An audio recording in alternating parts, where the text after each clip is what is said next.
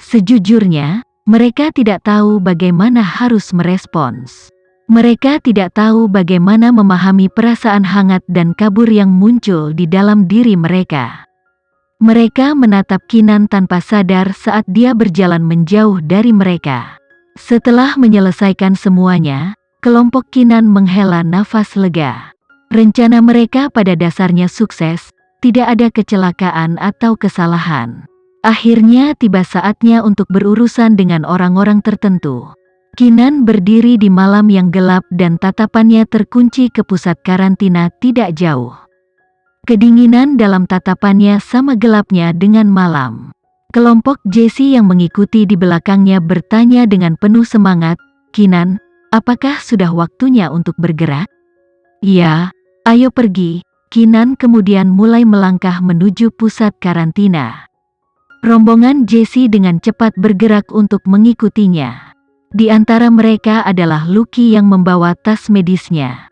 Pengawal dan dokter yang mengerumuni panti asuhan kemudian telah dipilih sendiri oleh Nino. Mereka adalah pengikut setia Erlan.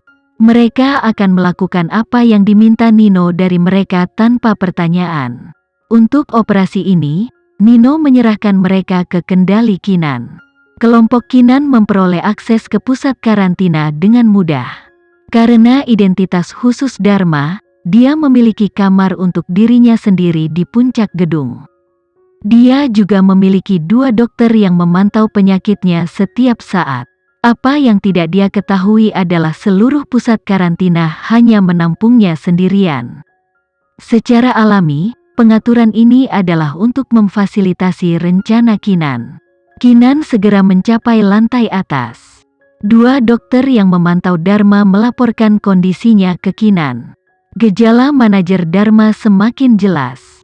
Setelah analisis kami telah memastikan bahwa manajer Dharma memang telah terinfeksi.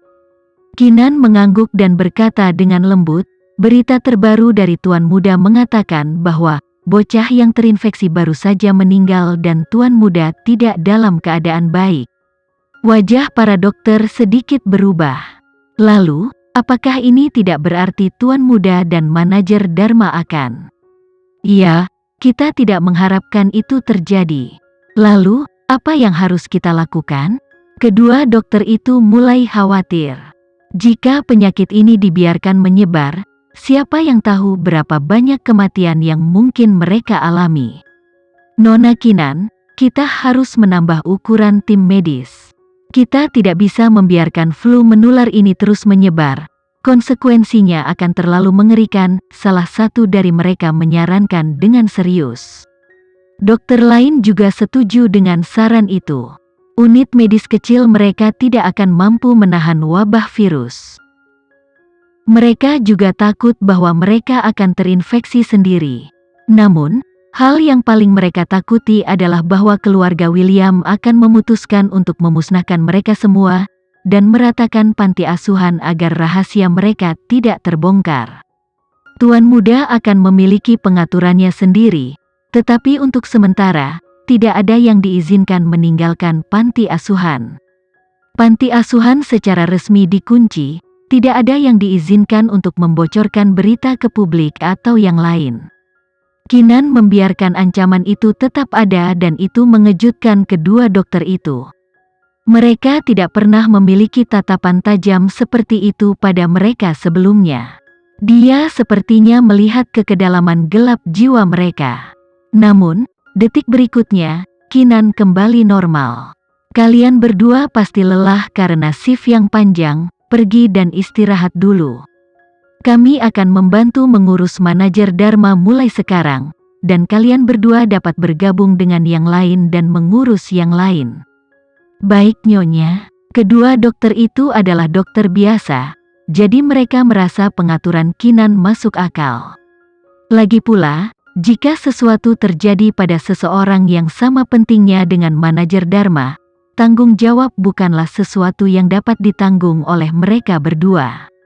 Setelah kedua dokter itu pergi, Kinan memerintahkan Richard dan Karen untuk tetap berjaga di luar pintu saat dia dan yang lainnya mendorong pintu ruang perawatan Dharma terbuka dan berjalan masuk.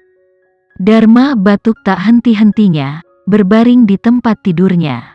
Dia terbakar karena demam dan jelas bahwa dia merasa sangat tidak nyaman. Ketika dia melihat Kinan masuk, dia segera memerintahkan, "Cepat ambilkan obat untukku, jika kamu gagal menyembuhkanku,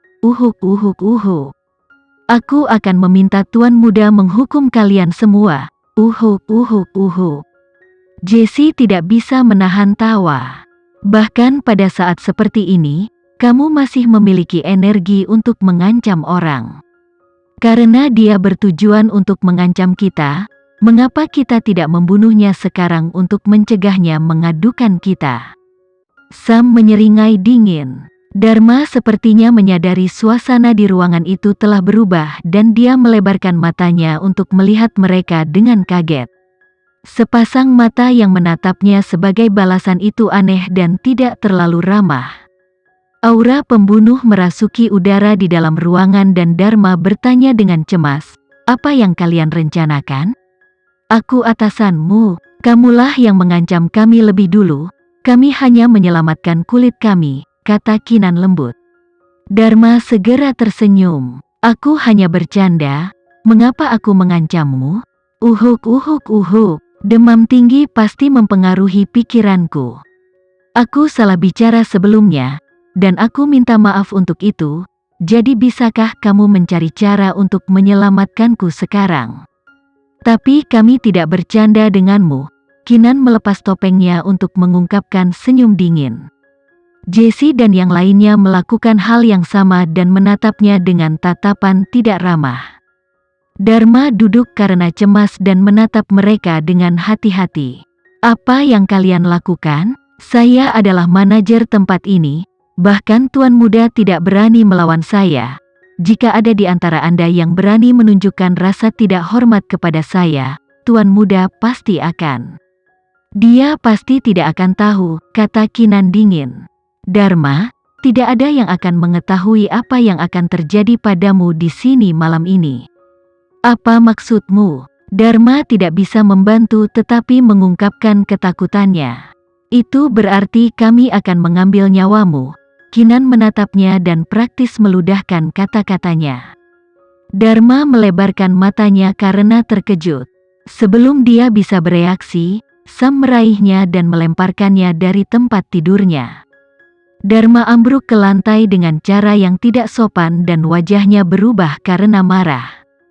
"Beraninya kalian semua memperlakukanku seperti ini. Security, tahan mereka semua." Namun, tidak peduli seberapa keras dia berteriak, tidak ada yang datang. Kelompok Kinan dikumpulkan seperti biasanya. Ini membuat Dharma bingung, dia memanjat dengan tergesa-gesa dan bergegas menuju jendela. Sebelum dia bisa mencapai jendela, dia ditarik kembali oleh Sam. Jessie menginjak dadanya, menjepitnya di tempat. Tolong, ada pembunuh di sini. Tolong!" Dharma berteriak sekuat tenaga. Tetapi karena demam, suaranya kasar dan sulit dimengerti. Semakin dia berteriak, semakin buruk suaranya. "Sudah cukup berteriak." Jessie menambah berat pada kakinya dan itu menyebabkan Dharma batuk lagi, sepertinya dia akan mengeluarkan organ dalamnya. Setelah batuk akhirnya mereda, dia memelototi kelompok Kinan dengan wajah pucatnya dan bertanya, "Mengapa kamu melakukan ini padaku? Aku tidak melakukan kesalahan apapun padamu, mengapa kamu memperlakukanku seperti ini?" "Memang, kamu tidak melakukan kesalahan apapun oleh kami. Tetapi kamu telah melanggar kesusilaan manusia yang paling dasar. Kami mewakili surga dan datang untuk memberimu hukuman yang pantas," Kinan mengumumkan dengan dingin. Dharma akhirnya mengerti apa yang terjadi. Dia bertanya dengan kaget, "Apakah ini karena cara saya mengelola panti asuhan?" Kinan tersenyum. "Apakah Anda benar-benar berpikir Anda telah melakukan pekerjaan dengan baik mengelolanya? Semua yang saya lakukan, itu karena Tuan Tua William memerintahkan saya. Saya hanya mengikuti perintahnya. Kami semua bekerja untuk keluarga William, jadi jangan bilang tangan Anda bersih-bersih," balas Dharma.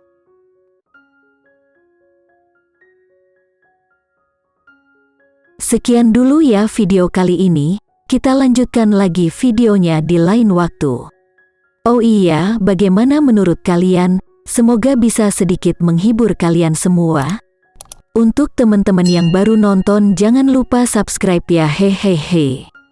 Dan kalau teman-teman ada yang ingin gabung langganan, bisa langsung gabung saja untuk dapat fitur yang menarik dan sedikit membantu Mimin. Terima kasih banyak sudah menonton, sampai jumpa lagi, bye.